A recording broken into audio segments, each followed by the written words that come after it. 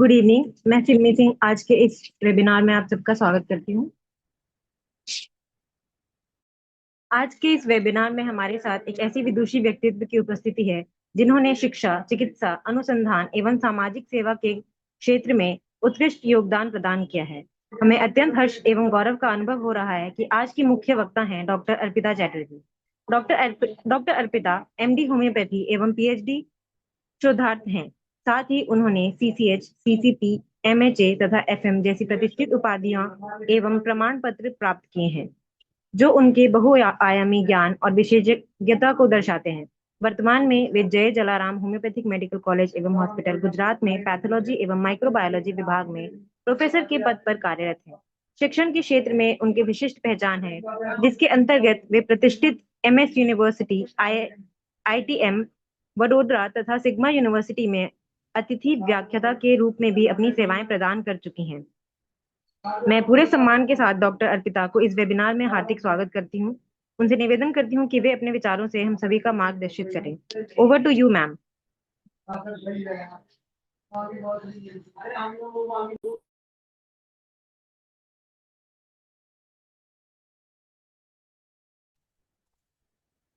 Hello. क्या मेरी आवाज आ रही है आप लोगों को? हेलो। हेलो। हाँ जी मैम, आ रही है। हाँ। वार्म गुड इवनिंग आप सबको मेरी तरफ से। आज सबको शनिवार है और आज वैलेंटाइंस डे है, तो सबको पहले होम्योपैथी के लिए प्यार है, और जो लोग आज आए हुए हैं उन सबको थैंक यू कि आप लोगों ने अपना टाइम निकाला आज के लिए, आज सेशन के लिए। आज का जो विषय है, जो टॉपिक है, वो मैंने और सानी सर ने आई थिंक 3 मंथ्स पहले इसके ऊपर डिसाइड किया था। एंड सानी सर ने ये मुझे एडवाइस दिया कि क्यों ना हम ऐसा एक सेशन रखें जिसपे हम बात करें कि रेस्पिरेटरी डिसऑर्डर्स जो होते हैं। अब क्या है कि कन्वेंशनल साइंस जो हम मॉडर्न साइंस के नाम से जाना जाता है या एलोपैथिक साइंस के नाम से जाना जाता है, वहां पे हर एक ऑर्गन को, हर एक स्ट्रक्चर को उन्होंने बाइफरकेट कर दिया है, अलग अलग अलग अलग तरह से करके, और फिर वो कोशिश करते हैं समझाने की कि कैसे डिसीज होता है, कैसे तकलीफें होती है, उन तकलीफों में किस तरह से उसका निदान हो सकता है। तो डायग्नोसिस होता है as per the classification of the organs, as per the nosology, मतलब नाम के अनुसार, उसके इटियोलॉजिकल फैक्टर्स के अनुसार, या किस ऑर्गन को वो अफेक्ट करता है, इस तरह से। तो भले ही मेरा ये टॉपिक जो है, उस दिन हमने डिसाइड किया कि रेस्पिरेटरी डिसऑर्डर को समझना है through the view of auto immunity and उसमें होम्योपैथी का रोल। तो ये एक ऐसा विषय है, एक्चुअली जब मैं इसके बारे में बात करने, मतलब रिसर्च करने लगी और ज्यादा गहराई से पढ़ने लगी, तो जो समझ आया वो ये है कि कहीं ना कहीं जो आज का मेडिकल साइंस है, हम एक हमारी जो दूरदृष्टि बोलते हैं, जिसको बोलते हैं ना, फार साइटेड, मतलब एक होता है कि आप किसी चीज के बारे में अगर आप अध्ययन कर रहे हो, तो एक उसकी दूरदृष्टि होनी चाहिए कि कहाँ तक हम इसके बारे आगे जाएंगे। तो प्रॉब्लम ये है कि आज के जो हमारा कन्वेंशनल साइंस है, और मैं शुरुआत में ये मुझे बोलने में अच्छा नहीं लग रहा है, बट जो है वो मैं, क्योंकि जब हम इस विषय में हम बात करने लगे तो मैं आपको बताऊंगी कि जो मैंने जाना, और प्रॉब्ली आप सब भी के अलग अलग ओपिनियन हो सकते हैं, लेकिन जो मैंने समझा वो ये है कि अगर हम किसी चीज को समझना चाहते हैं, उसकी गहराई में जाना चाहते हैं, उसको पीस पीस में समझना, इट इज लाइक ऐसा है कि हम एक पजल सॉल्व करना चाहते हैं, बट टुकड़ों में हम नहीं कर सकते, सारे टुकड़ों को एक साथ पहले रखना होगा, फिर उसको जोड़ने का काम करना होगा, जिसको बोलते हैं इंटीग्रेशन। बट कहीं ना कहीं ये इंटीग्रेशन वाला जो काम है, वो अभी तक हमारा जो मॉडर्न कन्वेंशनल साइंस है नहीं कर पा रहा है। और वो एक हमारा दुर्भाग्य है कि हम रिसर्च तो कर रहे हैं, बट इंटीग्रेट नहीं हो पा रहा है उस नॉलेज का, उस अंडरस्टैंडिंग का। तो पहले तो जो हमने विषय लिया था रेस्पिरेटरी डिसऑर्डर, भले ही एक पर्टिकुलर ऑर्गन के बारे में हम बात कर रहे हैं, बट एक्चुअली ये इटसेल्फ इज नॉट राइट। खैर, मैं और सर ये सोच रहे थे कि हम किसी एक डिसऑर्डर के बारे में बात करें, फिर उसमें हम आगे समझेंगे किस तरह से होम्योपैथी का उसमें क्या रोल हो सकता है, ऑटो इम्यूनिटी उसमें कहाँ आती है। तो मैं ये शुरू करने से पहले आप लोगों को बोलूंगी कि पहले अपने विचार थोड़े से ब्रॉड रखिएगा, ठीक है। मैं भी सीख रही हूँ आप लोगों की तरह, तो कहीं पे कुछ गलती होगी तो माफ कर दीजिएगा। क्योंकि ये एक विषय है जिसके ऊपर हम सबको अभी रिसर्च करना बाकी है, कहीं ना कहीं हम सही गलत हो सकते हैं। मैं आपको एक अपनी पीपीटी दिखाना चाहूंगी, तो I hope it is fine for everybody. मैं दिखाऊं अपना पीपीटी?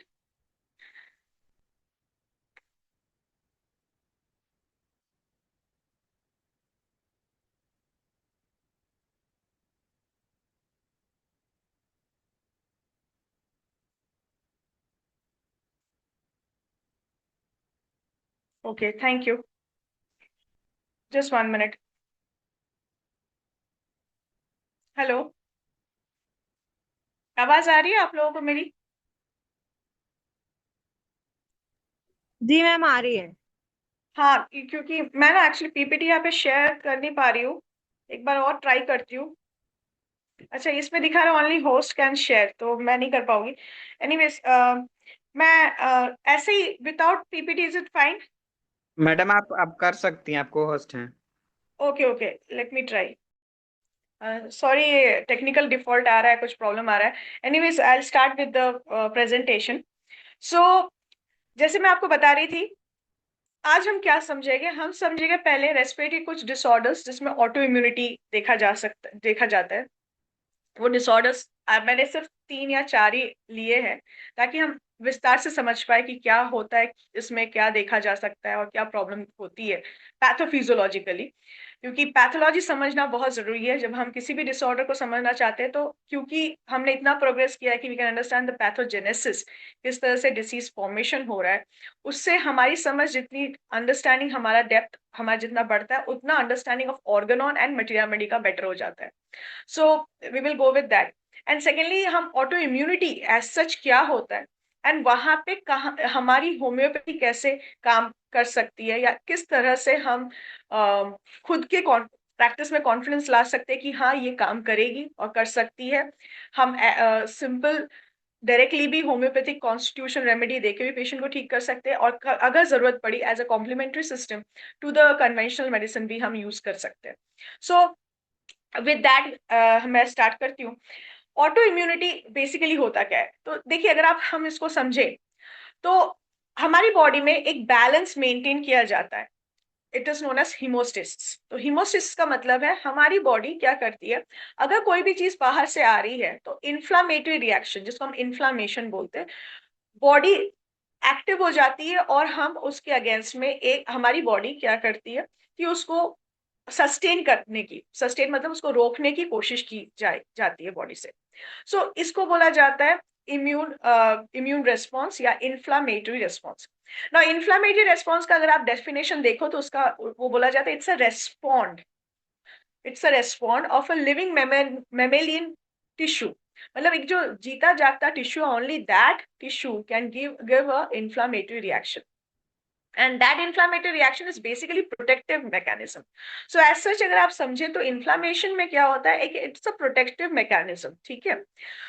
नाउ, इन्फ्लामेटरी मैकेनिज्म को एक्टिवेट करने के लिए पहली चीज जो इंपॉर्टेंट है वो है एंटीजन रिकग्निशन। तो हम एक चीज याद रखेंगे, दैट इज एंटीजन रिकग्निशन। मतलब एंटीजन को पहले रिकग्नाइज करना है, ठीक है। तो बॉडी रिकग्नाइज कैसे करती है कि कोई भी चीज जो उसकी नहीं है, which is not of human body, which is not of human species, वो पहले आइडेंटिफाई करना सीखती है।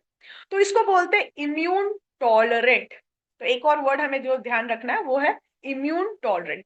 तो अभी हम दो वर्ड के साथ चले गए, और ये मैं इसलिए बोल रही हूँ क्योंकि ये समझना बहुत जरूरी है। और इसके बाद हम लोग जब ऑटो इम्यूनिटी समझेंगे तो बहुत आसान हो जाएगा समझना। तो इम्यून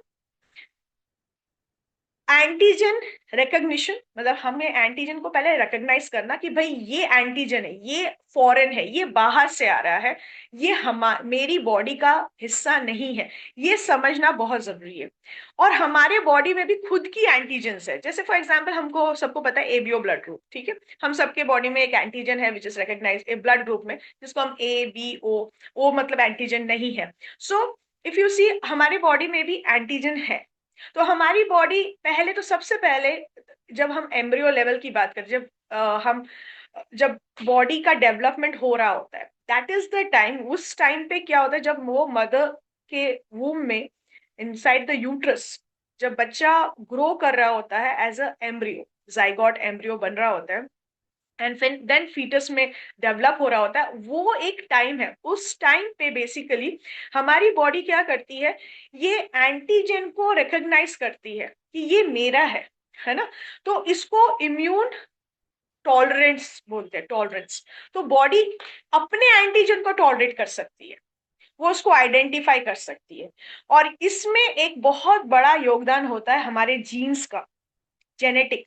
ठीक है, अगर जेनेटिक डिसऑर्डर हो किसी को, मतलब जीन्स में अगर कोई डिफेक्ट हो, तो उस केस में भी ऐसा हो सकता है कि बॉडी रिकॉग्नाइज नहीं कर पाएगी कि ये एंटीजन मेरा हिस्सा है, मेरी बॉडी का हिस्सा है, या ये ह्यूमन पार्ट है। ये उसको, ये रिकॉग्निशन उससे नहीं होगा। एंड इस चीज को पैथोलॉजिकली हम क्या बोलते हैं, तो आपने सुना होगा एक वर्ड HLA। देखिए, मैं कोशिश करना चाहती हूँ बहुत इजी, और क्योंकि पीपीटी अभी अवेलेबल नहीं है, तो जितना इजी वे में हम समझ सके और जितना हम उस चीज को विदाउट डायग्राम और स्कीमेटिक समझने की कोशिश करें, तो उस हिसाब से बता रही हूँ। तो एक वर्ड आपने सुना होगा HLA, ह्यूमन ल्यूकोसाइट एंटीजन। ठीक है, इसका और जीन्स का एक बहुत बड़ा कोरिलेशन है। ठीक है, और उसमें आपने एक और वर्ड सुना होगा MHC, that is major histocompatibility. ठीक है, तो क्लास 1 क्लास 2 ये डिटरमाइन करता है वेदर हमारी बॉडी में हाइपर सेंसिटिविटी होगी नहीं होगी, हमारी बॉडी इम्यून रेस्पॉन्स करेगी नहीं करेगी। सो ये सारी जो सिस्टम है, सो अगर आप देखिएगा कि पहले तो एंटीजन रिकग्निशन होना चाहिए, बट इसके पीछे का जो साइंस है उसको अगर हम समझे, तो सबसे पहले जो आपकी बॉडी है, वो पहले हमारी बॉडी बनती है, जेनेटिक एक मैपिंग होती है। ठीक है, तो जीन्स हमारे जो है, और मैं चाहूंगी at the back of the mind आप लोग सब ऑर्गेनॉन के माइजम्स को कहीं ना कहीं कोरिलेट करने की कोशिश करिए। जब मैं आपको समझाना चाहती हूँ जेनेटिक्स, जब मैं आपको HLA एंटीजन समझाने की कोशिश कर रही हूँ, इनटॉलरेंट बताने की कोशिश, please back of the mind आप ऑर्गेनॉन के साथ कोरिलेट करने की कोशिश कीजिए। ठीक है, सही गलत हमें उसके बारे में सोचना नहीं है, बस आप उसको कोरिलेट करिए तो इजी होगा समझना। तो let's suppose genetic. So gene क्या करता है, जीन्स बेसिकली हमारी बॉडी के स्ट्रक्चर का डिटर्मिनेशन करता है, हमारी बॉडी कैसी होगी, उसका शेप कैसा होगा, साइज कैसा होगा, ऑलमोस्ट एवरी इंफॉर्मेशन, सारे इंफॉर्मेशन होते हैं, इंक्लूडिंग हमारी बॉडी का इम्यून रेस्पॉन्स कैसा होगा, वो भी इंफॉर्मेशन उसमें कोडेड होता है। बट इसमें एक चीज है कि ये अगर डिफेक्टिव हो, तो ये क्या कर सकता है, इससे HLA जो हमारी ह्यूमन ल्यूकोसाइट एंटीजन सिस्टम है, which is again a system जिससे हम आइडेंटिफाई कर सकते हैं कि ये एंटीजन मेरा है या मेरा नहीं है। तो इस HLA का जो कंपोनेंट है उसको भी वो इफेक्ट करता है। ठीक है, दूसरा मेजर हिस्टोकम्पैटिबिलिटी।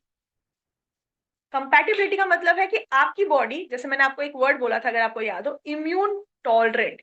आपकी बॉडी इम्यून टॉलरेंट मतलब आपकी बॉडी एंटीजेंस जो आपके खुद के बॉडी की है उसको वो टॉलरेट कर पाए। अगर वो खुद को नहीं टॉलरेट कर पाएगा तो वो दैट विल गो इनटू जो हम समझते हैं ऑटो इम्यूनिटी।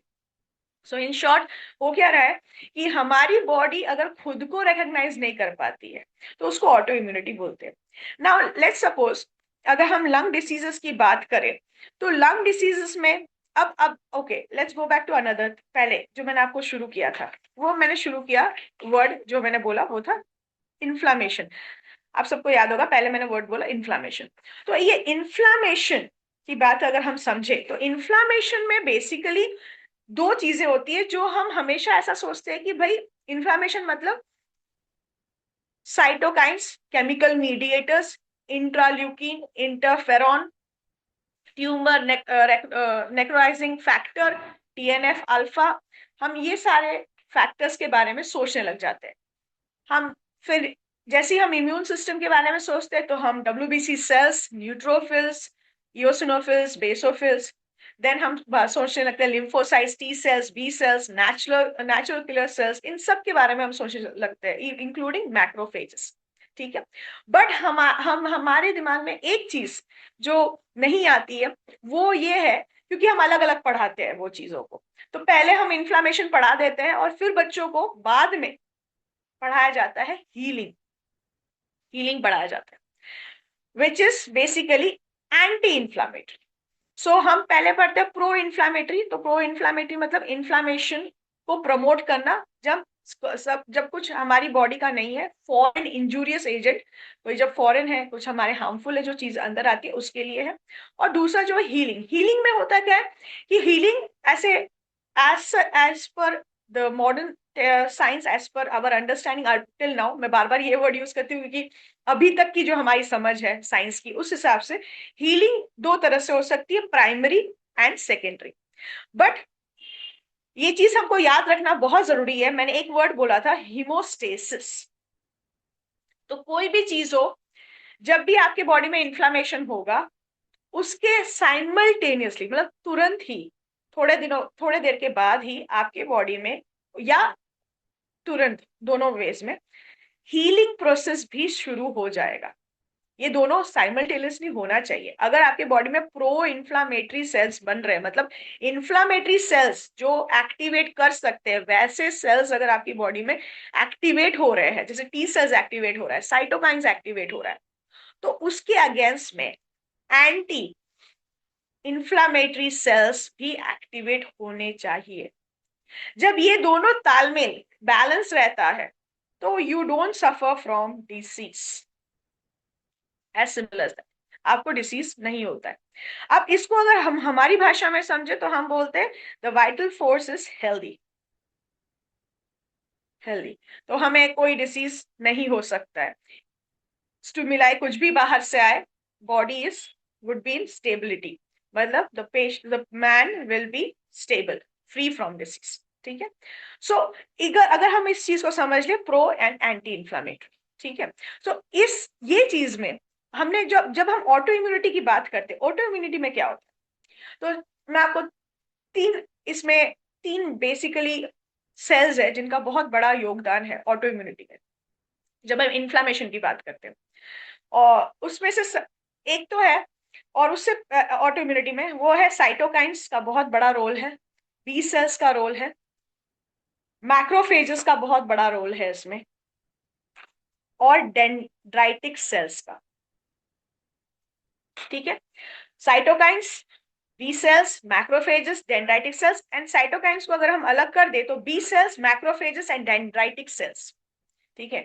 तो ये जो तीन सेल्स है, B cells, macrophages and dendritic cells, ये बेसिकली करते क्या है, they are known as antigen presenting cell. इनको एंटीजन प्रेजेंटिंग सेल भी बोला जाता है। अब ऑटो इम्यूनिटी में क्या देखा गया है कि ये जो सेल्स है जो एंटीजन को प्रेजेंट करते हैं, वो ही गलतियां कर रहे होते हैं। मतलब कि जैसे कि आपकी बॉडी में एक एंटीजन आया, ठीक है, आपकी बॉडी में सोच लीजिए बैक्टीरिया घुसा, बैक्टीरिया के ऊपर सेल वॉल के ऊपर एक एंटीजन होगा जो आपकी बॉडी आइडेंटिफाई कर पाएगी। जो एंटीजन अगर एक प्रोटीन मॉलिक्यूल ही होता है, तो सोच लीजिए वो प्रोटीन मॉलिक्यूल ने आपके बॉडी ने आइडेंटिफाई किया।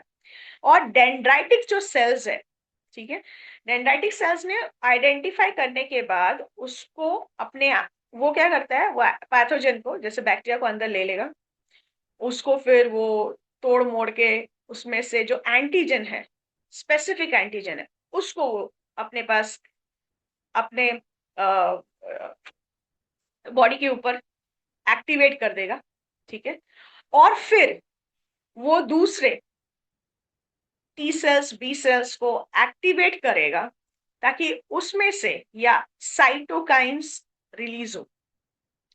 एंड वो साइटोकाइन्स रिलीज हो जो इस एंटीजन को रिकॉग्नाइज कर सकते, इसको डाइजेस्ट कर सकते या इसको खत्म कर सकते। ठीक है। तो नॉर्मली क्या हुआ कि ये जो सेल्स है ये एंटीजन को प्रेजेंट करते हैं।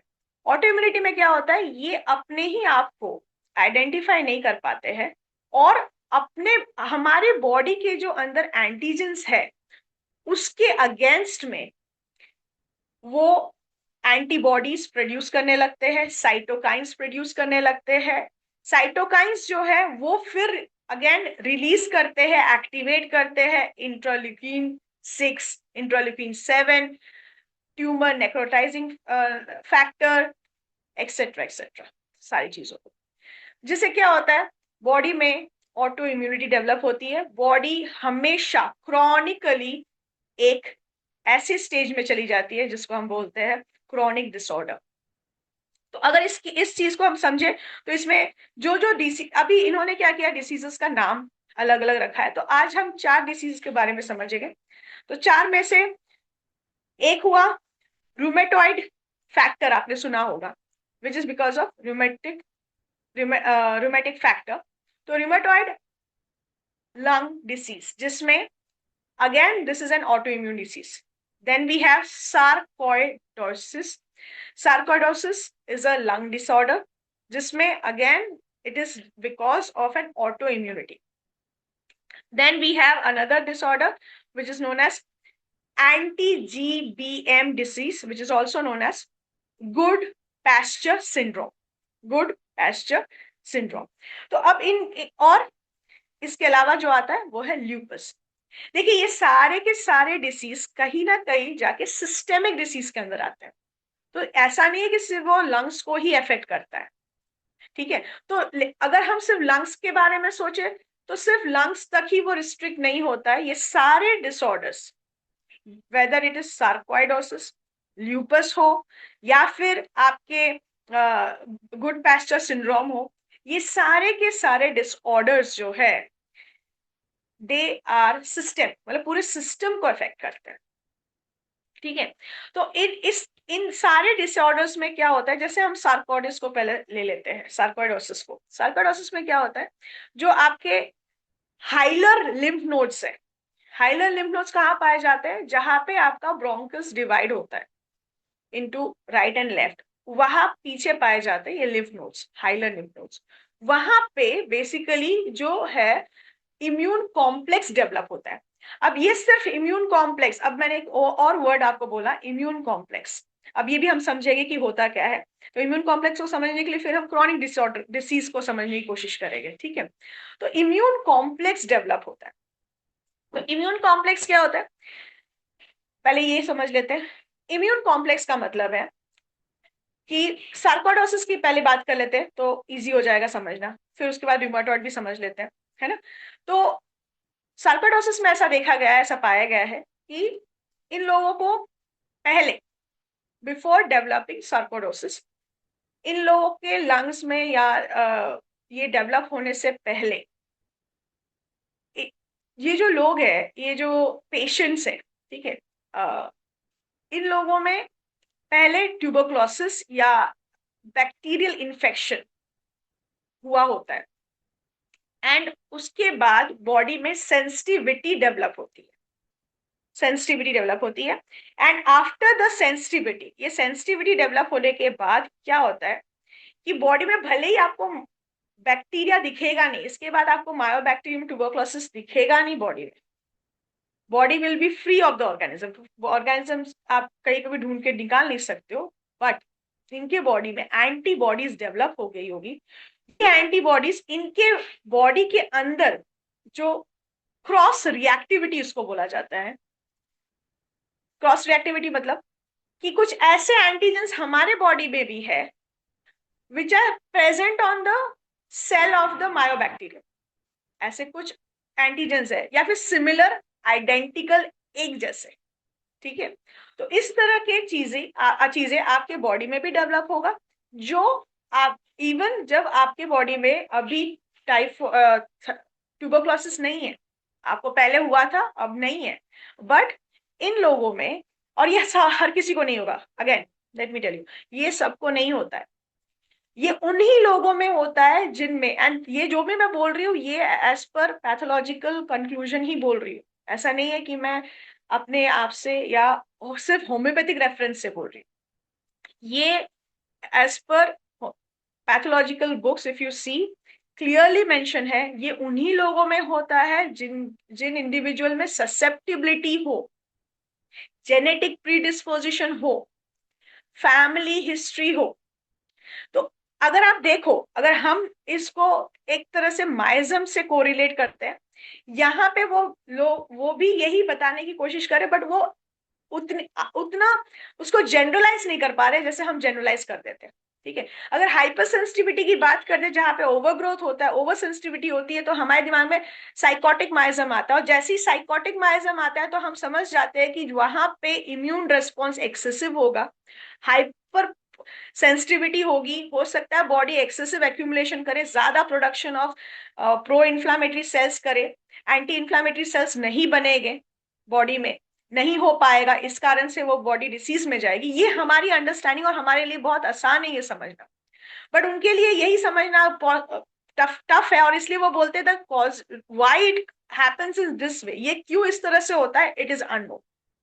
बट ऐसा बोला जाता है कि जैसे ही सार्कोइडस पेशेंट में एक बार इन्फेक्शन हुआ या 2 बार इन्फेक्शन हुआ रिपीटेडली, उसके बाद या 1 या 2 बार होने के बाद या शायद 1 बार बॉडी में इम्यूनिटी डेवलप हुई, ऑटो एंटीबॉडीज बने, और उसके बाद बॉडी हाइपर सेंसिटिविटी मोड पे चली गई और ऑटो इम्यूनिटी में डेवलप हो गया, जिसके कारण बॉडी में जहां जहां उस तरह के एंटीजन प्रेजेंट हो, जैसे कि यहाँ पे यहाँ पे हम बात करें तो हाइलर लिम्फ नोड्स के वहां पे एक्यूमुलेशन होने लगेगा इन एंटीबॉडीज का, ग्रैन्युलोमा फॉर्मेशन होने लगता है। ग्रैन्युलोमा फॉर्मेशन का मतलब हुआ कि बीच में जहां पे एंटीजन है वहां पे सेल्स आएंगे और उसको खत्म करने की कोशिश करते हैं। अगर हम ग्रैनुलोमा क्रॉनिक इन्फ्लेमेशन के हिसाब से समझे तो, अगर सोच लीजिए मायोबैक्टीरियम ट्यूबरकुलोसिस है, उसका खुद का कोई एंटीजन नहीं होता है, ठीक है, उसके ऊपर एक वैक्स का लेयर होता है विच कॉजेस रिएक्टिविटी, तो हमारी बॉडी एक रिएक्शन देती है, it's a hyper sensitivity, delayed hyper sensitivity reaction हमारी बॉडी देती है। तो इस रिएक्शन से क्या होता है कि बॉडी हाइपर सेंसिटिविटी मोड पे चली जाती है, और बाद में जब भी थोड़ा भी ऐसा ट्रिगर या एंटीजन दिखेगा, ठीक है, तो क्या होगा कि बॉडी एकदम से वैसा ही रेस्पॉन्स देगी। ग्रैन्युलोमा फॉर्मेशन में जो मैक्रोफेजेस होते हैं उनका बहुत बड़ा रोल होता है। मैक्रोफेजेस क्या करते हैं, क्योंकि इसमें न्यूट्रोफिल्स का कोई काम नहीं है, न्यूट्रोफिल्स इसको खत्म नहीं कर पाते, ना टी सेल्स बी सेल्स का, यहाँ पे बहुत ज्यादा बी सेल्स से आपको पता है एंटीबॉडीज बनते हैं, एंटीबॉडीज का भी यहाँ पे कोई बहुत बड़ा रोल नहीं है। तो अल्टीमेटली रोल किनका होता है, टी सेल्स का। तो टी सेल्स यहाँ पे आते हैं और मैक्रोफेजेस यहाँ पे आते हैं। टी सेल्स पे काम क्या रहता है, उनकी उन वो दे रिमेम्बर, वो मेमोरी का काम करते हैं, ठीक है, वो याद रखते हैं चीजों को, और हेल्प करते हैं मैक्रोफेजेस को, दूसरे सेल्स को, ताकि इसको हम रोक के रख सकें। तो फिर यहाँ पे क्या करते हैं, जो लिम्फोमा फॉर्मेशन होता है, ग्रैनुलोमा का फॉर्मेशन, उसमें क्या होता है कि जब मैक्रोफेजेस जाते हैं उसको, वो एंटीजन को अपने अंदर घुसा लेता है। जब उससे नहीं हो पाता, 2 या 3 मैक्रोफेजेस जब एक साथ जुड़ते हैं उसको हम एपिथेलियोइड सेल्स बोलते हैं। जब एपिथेलियोइड सेल्स 3-4 एक साथ जुड़ जाते हैं उसको हम जायंट सेल्स बोलते हैं। तो ये मैक्रोफेजेस ही है जो, अगर उनसे नहीं हो पा रहा है तो एक साथ वो लोग जुड़ जाते हैं और बनाते हैं एपिथेलियोइड सेल्स, और वो एपिथेलियोइड सेल्स जब उनसे कुछ नहीं हो पाता तो वो एक बहुत बड़ा जायंट सेल बना के उसको रोकने की कोशिश करते हैं, और उसके आजू बाजू में टी सेल्स रहता है, तो इसको ग्रैन्युलोमा फॉर्मेशन बोलते हैं, ठीक है। बट सार्कोइडोसिस में ऐसा देखा गया है, ट्यूबरक्लोसिस में यही ग्रैनुलोमा जब होता है तो उसमें चीज लाइक अपीयरेंस होता है, मतलब आप अगर माइक्रोस्कोप के नीचे देखोगे तो आपको दिखेगा चीज लाइक, मतलब उसको केशियस नेक्रोसिस बोलते हैं।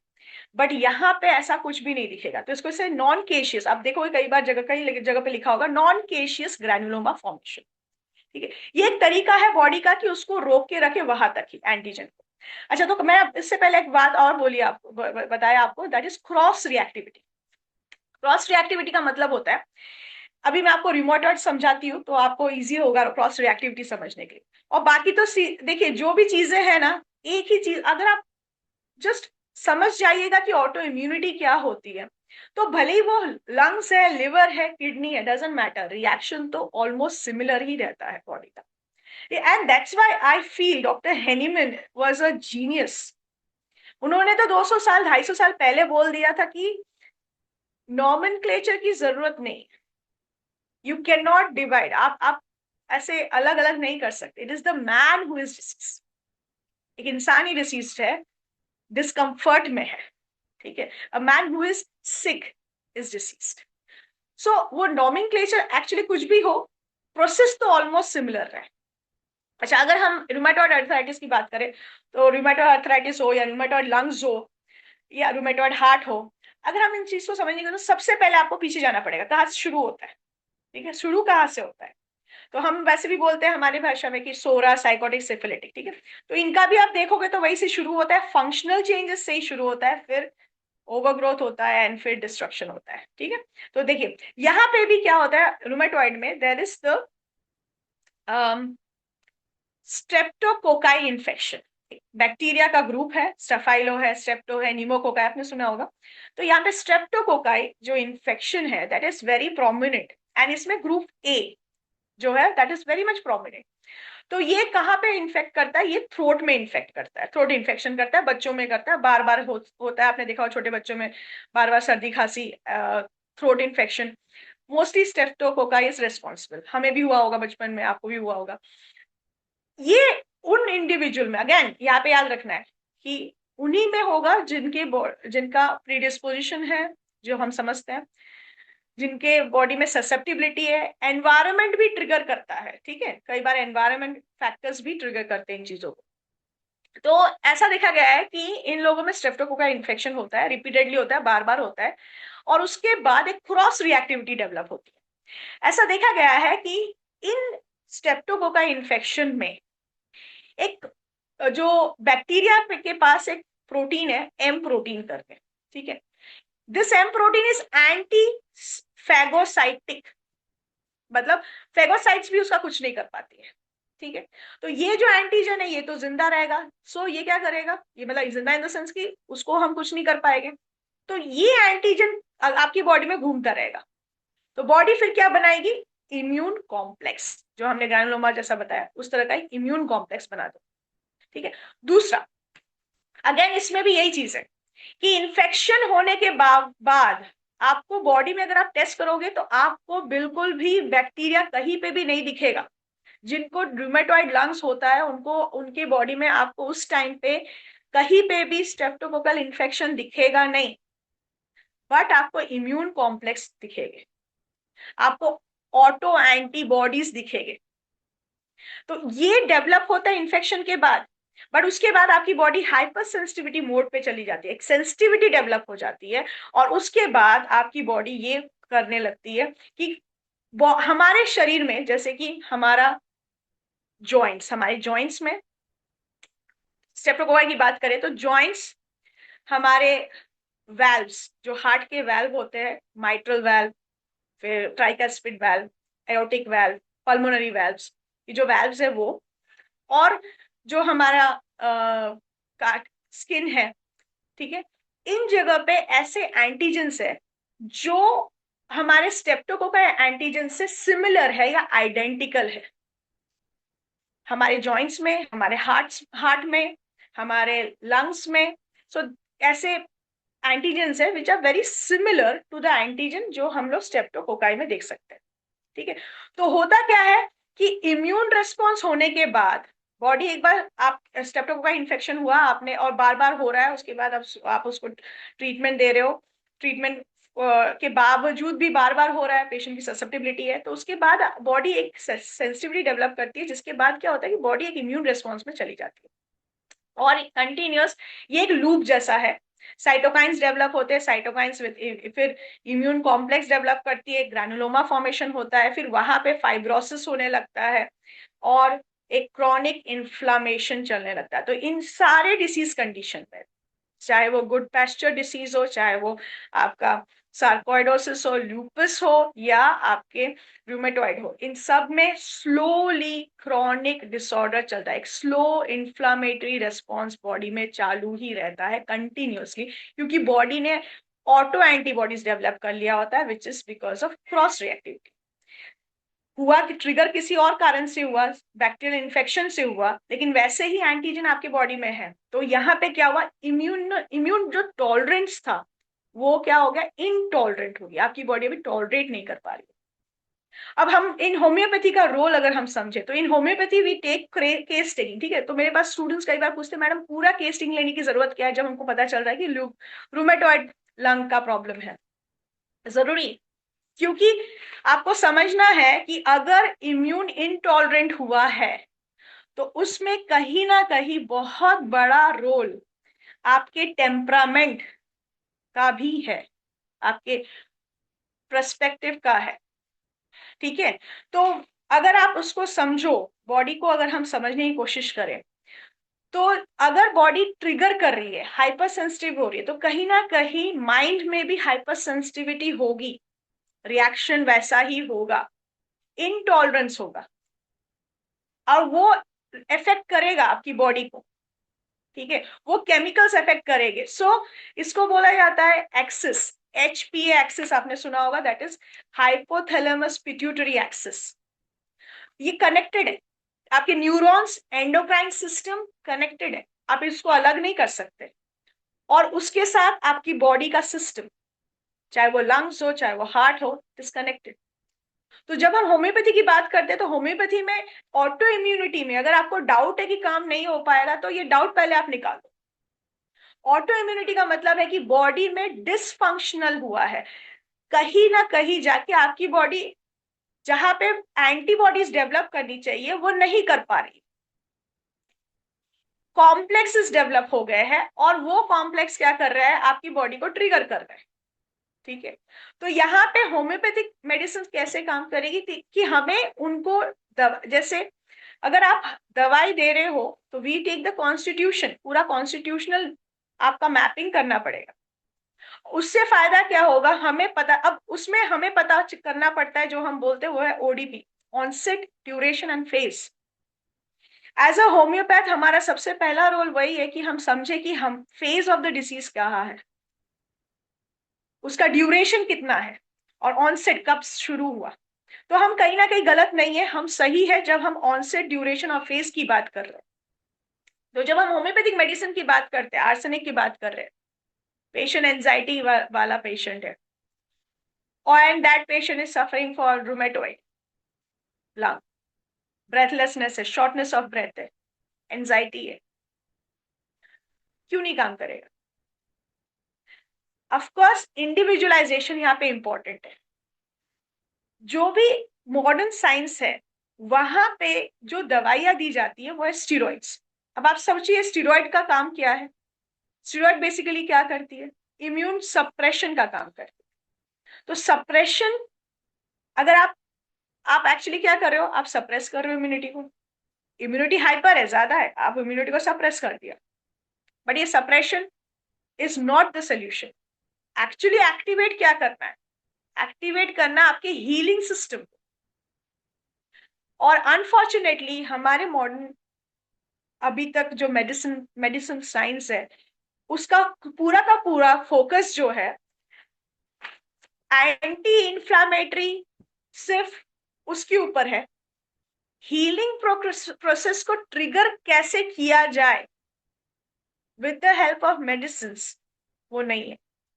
Homeopathy medicine will trigger this system of healing, healing system को ट्रिगर करेगा so that it becomes active, and जो प्रो इन्फ्लामेटरी सेल्स बन रहे हैं उसके अगेंस्ट में एंटी इन्फ्लामेटरी सेल्स वो खुद डेवलप करे। तो ऑटो इम्यूनिटी एक ऐसा, और अगर आप पढ़ो, अगर आप देखो सारे डिसऑर्डर्स, अभी तो मैंने ल्यूपस पढ़ा, फिर उसके बाद सार्कोइडस पढ़ा, सारे में लिखा है दो चीज हो रही है, रिमिशन होता है, रिलैप्स होता है, या स्पॉन्टेनियसली वो ठीक हो जाता है। ठीक है, स्पॉन्टेनियस अपने आप ही ठीक हो जाता है।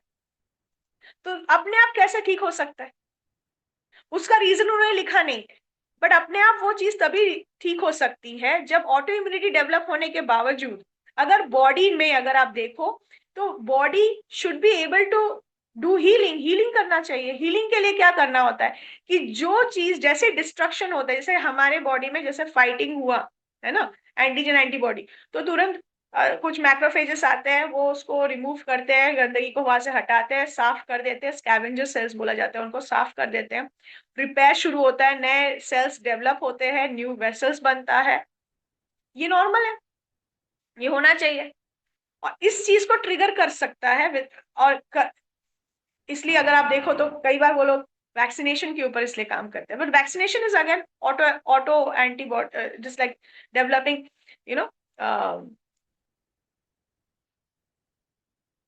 व्हाट यू कॉल दिस, हमारे बॉडी में डेवलप करता है वो antibodies. But again it is not a complete science.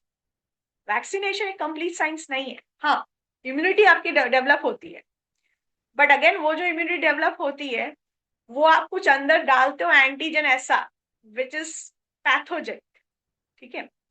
जबकि हमें पैथोजेंस को यूज नहीं करके हमें बॉडी में यूज करना है ऐसी चीज which can trigger. Instead of going for pathogen we should focus on something like dilutions. Dilution से फायदा क्या होगा, जितना इवन अगर आप वैक्सीनेशन को देखो तो वैक्सीनेशन में भी वो लोग डाइल्यूशन यूज करते हैं। आप देखिएगा उनमें they have started using dilutions. वो डाइल्यूट करते हैं चीजों को। जो भी बनाया जा रहा है अभी टेलरिंग हो रही है, मतलब वो कस्टमाइज कर रहे हैं उसको, फिर उसको डाइल्यूशंस बना रहे हैं। उसके ऊपर भी एक साइंस अलग सा बन रहा है, प्रिसीजन मेडिसिन उनको बोला जा रहा है, ठीक है। तो हमारी homeopathic science has a very big role to play. जहां तक ऑटो इम्यूनिटी की बात कर रहे हैं हम आज के टाइम पे, ऑटो इम्यूनिटी सबसे ज्यादा है। ऑटो इम्यूनिटी को डेवलप करने के लिए भी एनवायरमेंटल फैक्टर्स, जो पर्यावरण है आपका, वो भी बहुत मैटर करता है। क्योंकि जीन्स, देखिए एक चीज और याद रखना है, आपको ध्यान रखना है कि जेनेटिक डिसऑर्डर अगर किसी को है, ठीक है, तो जीन भले ही मैं पैदा हुई हूं किसी जीन के साथ, डिफेक्टिव जीन के साथ, एक डिसीज जीन के साथ, जैसे हम माइजम में बोलते हैं लेटेंट माइजम, हम भले ही पैदा होते हैं, बट जब तक वो ट्रिगर्ड नहीं होता, ट्रिगर होना चाहिए। देखिए एक चीज हमें ध्यान रखना है, ट्रिगर्ड अगर नहीं है तो कुछ नहीं होगा। वंस इट इज ट्रिगर्ड, एक बार उसको एक्टिवेट कर दोगे आप तो प्रॉब्लम शुरू हो जाएगी। तो ट्रिगर का बटन भी हमारे हाथ में है। लाइफस्टाइल डिसऑर्डर्स को ठीक करने का जो डॉक्टर हैनीमैन ने बोला हुआ है हमारे ऑर्गन में, so that is very important. मैं एक्चुअली, देखिए दवाई होम्योपैथिक मेडिसिन क्या देना है, किस तरह से देना है, that is based on individual. I believe totally doctor Hahnemann का क्लासिकल होम्योपैथी में मेरा ट्रस्ट है। और मैंने खुद ने देखा है कि मेडिसिन लाइक सल्फर, आर्सेनिक, ये कुछ ऐसी मेडिसिन है जो आप 0/1, 0/2 ऐसे एलएम पोटेंसीज में मैंने उनका अच्छा खासा रिजल्ट देखा है। ऐसा नहीं है कि नहीं है, हो सकता है, बट जैसे मैंने आपको पहले बोला, ऑनसेट, ड्यूरेशन एंड फेज, आपको फेज ऑफ द डिसीज भी समझ में आना चाहिए कि कौन से फेज में। और यहाँ पे हमें मॉडर्न साइंस का हेल्प लेना है, हमें समझना है कि हाँ, चेंजेस कहाँ तक हुए हैं। रिवर्सिबल चेंज है तो आराम से हो जाएगा। एडेप्टेशन है, मतलब बॉडी में सिर्फ एडेप्टिव हाइपरप्लेशिया मतलब ओवर ग्रोथ है, या increase in number of cells है, तो उसको हम रोक सकते हैं बिकॉज एडेप्टिव चेंजेस है। एडेप्टिव चेंजेस में रिवर्सिबल होता है, ठीक है। Over growth, over production reversible है। ये अंडरस्टैंडिंग जितनी हमारी स्ट्रांग होगी, उतना हमारा स्ट्रांग प्रैक्टिस, उतना हमारा स्ट्रांग बिलीव होगा हमारे साइंस होम्योपैथी, ठीक है। और जहां पे भी आपको दिख रहा है कि नहीं इरिवर्सिबल चेंजेस है, इरिवर्सिबल, तो वहां पे आपको या फिर कॉम्प्लीमेंट्री, और अगर आपको लगता है कि होम्योपैथिक मेडिसिन आपका एकदम करेक्ट है, आप दे सकते हो, तो 12, आप जो केन्स 12 ऑब्जर्वेशन है उसका थोड़ा सा ध्यान रख के दवाई देते समय वो ऑब्जर्वेशन कीजिएगा। बिकॉज कई बार एज होम्योपैथ्स हम वो मिस्टेक करते हैं, तो वो मिस्टेक्स अवॉइड करनी है कि जहां पे हमारे गलती के कारण एक डिसीज डीप में चला जाए। तो हम तो न्यू प्रैक्टिशनर्स है, तो हमें ज्यादा ध्यान रखना है उन चीजों का। तो ओडीपी मैटर्स, एंड जितना हमारा understanding of pathology with Organon strong, उतना ही मेट्रिया मेडिका के साथ, जब हम मेट्रिया मेडिका पढ़ते हैं तो ऐसा सच में पता चलता है कि ऐसे पेशेंट आते हैं, एक एक वर्ड बोलता है और वो आपको कनेक्ट करता है उस मेडिसिन से, which can help the healing process, which can help the patient to heal. So thank you so much, आप लोगों ने इस सेशन में अपना योगदान दिया और इतना टाइम दिया मुझे सुनने के लिए। एंड आई एम सॉरी मैं आज पीपीटी नहीं दिखा पाई, so I had to go a little verbal. Thank you so much. IFHP तो हम मेरी फैमिली है अभी, जब भी ज़रूरत होती है तो I am there. Thank you. और सीखने के लिए भी बहुत कुछ मिलता है। Thank you Sani sir, thank you everybody, thank you thank you so Simi. Much ma'am for this informative and knowledgeable session. अभी हमारे पास 5 मिनट है, तो अगर किसी के पास कुछ डाउट्स हैं तो आप पूछ सकते हैं। मैम, जब तक कोई डाउट आ रहा है, आप कुछ और समराइज करना चाहें तो। मैं एक्चुअली देखिए, जब मैं आज पढ़ रही थी ना ये मतलब 2-3 दिन से ही ये सब पढ़ रही हूँ मैं। रूमेटॉइड अर्थराइटिस पढ़ा रही थी हमारे स्टूडेंट्स को, और रूमेटिक हार्ट पढ़ा रही थी। तो बहुत प्रॉब्लम हो रहा था कि सिर्फ एक ऑर्गन के ऊपर हमें इफेक्ट समझाना पड़ रहा है, जबकि पूरे सिस्टम की बात है ये। एक सिस्टम में ऑटो इम्यूनिटी डेवलप हो रही है, और फिर वो ट्रिगर कर रहा है एक पर्टिकुलर वहां पे सीट ऑफ द डिसीज जो बोलते हैं ना हम लोग, ऑर्गेनॉन में आप सबने सुना ही होगा वो सीट ऑफ द डिसीज। एक पर्टिकुलर ऑर्गन को ही अफेक्ट करता है, और ये अगेन जेनेटिकली डिटरमाइंड होता है। मतलब हमारी जीन्स ही वो तय करती है कि कहाँ एग्जैक्टली कौन से ऑर्गन में कौन से सिस्टम को वो अफेक्ट करेगा। तो ये कुछ ऐसी चीजें हैं जो जैसे जैसे आप डीपली इसको एनालाइज करते हो, तो उतना ही मेरा एक्चुअली एमडी ऑर्गेनॉन में है। तो जितना मैं डीपली पैथोलॉजी और पढ़ाती पैथोलॉजी हूँ, तो जितना मैं पैथोलॉजी पढ़ते जाती हूँ उतना मुझे अपने ऑर्गेनॉन के ऊपर कॉन्फिडेंस ही ज्यादा बढ़ता रहता है। और मुझे ऐसा लगता है कि we need to explore more, we need more research. इसमें बहुत रिसर्च चाहिए हमारे साइड से भी। हमारे यंग होम्योपैथ्स जितने हैं, हमारे जो सीनियर होम्योपैथ्स है, उनके जो रिजल्ट्स है, उनकी जो अंडरस्टैंडिंग है, उसको लेकर हमारा जो मॉडर्न अभी साइंस जहाँ पे जा चुका है उसको, और हमें खुद हमारी खुद की अंडरस्टैंडिंग को लेकर आगे बढ़ना, I think it's very important, ताकि आगे जाके हम इस चीज को समझा सके। स्टूडेंट्स के दिमाग में बहुत सारे ऐसे क्वेश्चंस होते हैं कि मैडम ये दवाई कैसे काम करेगी। तो मैं हमेशा एक चीज बोलती हूँ कि दवाई काम सिर्फ स्टुमुलाई का करती है, स्टुमुलस का काम करती है। तो जो एक होता है ना, आपकी बॉडी को झंझोड़ता है, ताकि आपकी बॉडी उसके लिए कुछ काम करे, उस तरह से कुछ काम करे, हीलिंग प्रोसेस को इनिशिएट करे। तो वही काम कर रहा है हमारी होम्योपैथिक मेडिसिन वही काम करती है। तो कहीं ना कहीं अगर अंडरस्टैंडिंग और prevention is better than cure. Another thing which I have understood is that आप कुछ कुछ चीजें ऐसी है, खासकर ये जो नॉन कम्युनिकेबल डिसीजेस है, जैसे कि टाइफॉइड, जैसे आपके हाइपरटेंशन हो गया, डायबिटीज है, फिर ये रूमेटॉइड है, ये सारी चीजें हैं। तो भले ही वो ऑटो इम्यूनिटी के कारण हो रहा हो, या आप उसको इम्यून हाइपर सेंसिटिविटी के कारण हो रहा हो, या एलर्जिक रिएक्शन, ये जो हम आजकल देखने देखने को मिल रहा है, तो कहीं ना कहीं हमारा लाइफस्टाइल बहुत मैटर करता है। हमारा सोच मैटर करता है। हम लोग किस तरह से डिसीजेस को लेते हैं, वो सब चीजें मैटर करती है। So it's a holistic science also. आप ऑर्गन्स को अलग नहीं कर सकते हो, इंसान को टुकड़ों में नहीं कर सकते। So basically, it's a holistic science. Medical as such is a holistic science. So we need to understand and integrate.